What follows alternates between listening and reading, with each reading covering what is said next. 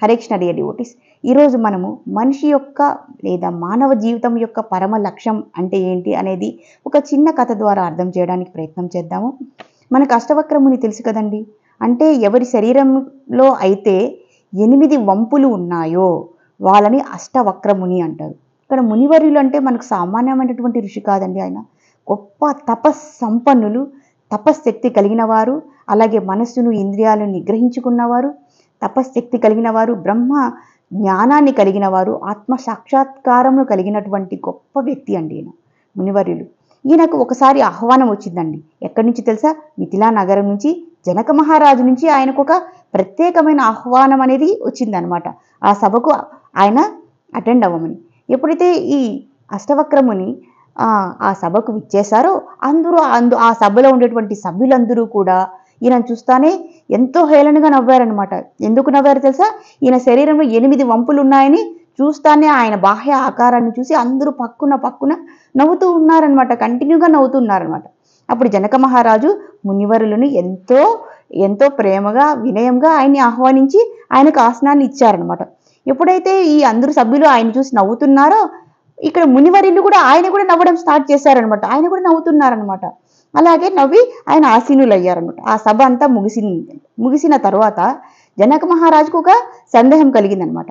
ఆయన ఎంతో వినయంగా, ఓ మునివర్య, ఓ తప సంపన్నం కలిగిన వారా, నాకు ఒక సందేహం ఉన్నది, మీరు నివృత్తి చేస్తారా అని ఆయన ఎంతో అణకువగా అడిగారనమాట వినయంతో. అప్పుడు ఆ మునివర్యులు, అలాగే రాజా, మీ సందేహం ఏదో నన్ను అడగండి, నేను మీకు చెప్తాను అన్నాడు. వెంటనే ఇక్కడ జనక మహారాజు ఇలా అన్నారనమాట. ఓ రాజా, మీరు వస్తూనే అందరూ మిమ్మల్ని చూసి నవ్వారు, అదెందుకో నాకు తెలుసు, కానీ మీరు కూడా ఎందుకు వాళ్ళని చూసి నవ్వారు అని అడిగారనమాట. అప్పుడు వెంటనే స్వామివారు ఇలా చెప్పారనమాట. చూడు, ఒక మనిషిని చూస్తానే వాళ్ళ బాహ్య ఆకారము, సౌందర్యము, వాళ్ళ రూపురేఖలను చూసి కలిగేటువంటి భావన ఏంటి తెలుసా? దాన్నే దేహ దృష్టి లేదా స్థూల దృష్టి అంటారు. వాళ్ళని ఏమంటారు తెలుసా? అధములు అంటారు అన్నారనమాట. వాళ్ళు అధములు కాబట్టి నేను నవ్వాను, వాళ్ళని చూసి నేను కూడా నవ్వాను అనమాట. ఏంటి, జనక మహారాజు ఇలాంటి అధములందరినీ ఒక సమావేశం పెట్టారని నాకు నవ్వు వచ్చింది కాబట్టి నేను నవ్వాను అనమాట. ఇంకొకటి ఏంటి తెలుసా? ఎప్పుడైతే ఒక మనిషిని మనం చూడగానే వాళ్ళ యొక్క విద్య, వాళ్ళ యొక్క ప్రవర్తన, వాళ్ళ పాండిత్యాన్ని అన్నింటినీ మనం గుర్తిస్తామో దాన్ని మనోదృష్టి అంటారనమాట. అలాంటి దృష్టి కలిగిన వారు. ఇంకొక దృష్టి అంటే ఏం తెలుసా? ఆత్మదృష్టి.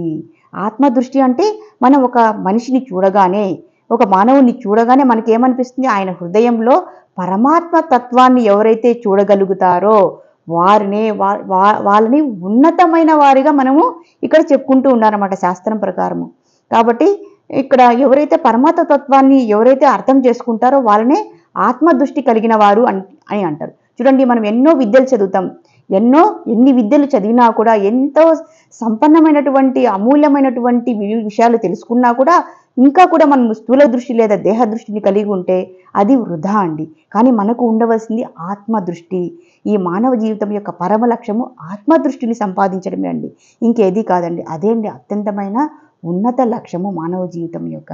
హరే కృష్ణ కృష్ణ కృష్ణ హరే హరే, హరే రామ రామ రామ రామ హరే హరే.